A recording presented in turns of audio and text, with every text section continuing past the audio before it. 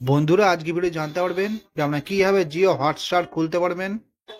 নতুন প্রসেসে আমি জানিয়ে দেবো, সেজন্য ভিডিওটা পুরোপুরি দেখার চেষ্টা করবেন। সর্বপ্রথম যে প্লে স্টোর ওপেন করবেন, এখান থেকে আমরা সার্চ করবেন জিও হটস্টার।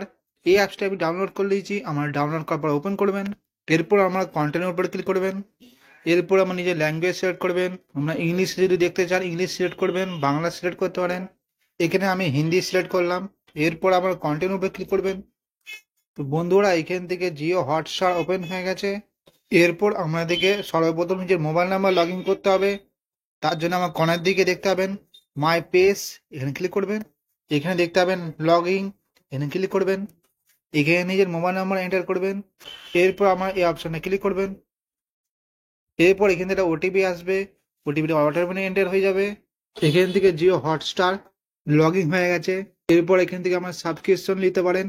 149 টাকা দিয়ে আমরা সমস্ত প্রোগ্রামগুলো দেখতে পাবেন। এরপর যদি আমার হোমে যাই, এখান থেকে আমি চ্যাম্পিয়ন্স ট্রফির সমস্ত লাইভ ম্যাচগুলো আমরা দেখতে পাবেন। তো বন্ধুরা আমরা এইভাবে জিও হটস্টার খুলতে পারবেন। আশা করছি আজকে ইনফরমেশনটা আমার কাজে আসবে। ভিডিওটা ভালো লাগলে লাইক করবেন, চ্যানেল নতুন তাহলে অবশ্যই সাবস্ক্রাইব করে নিন।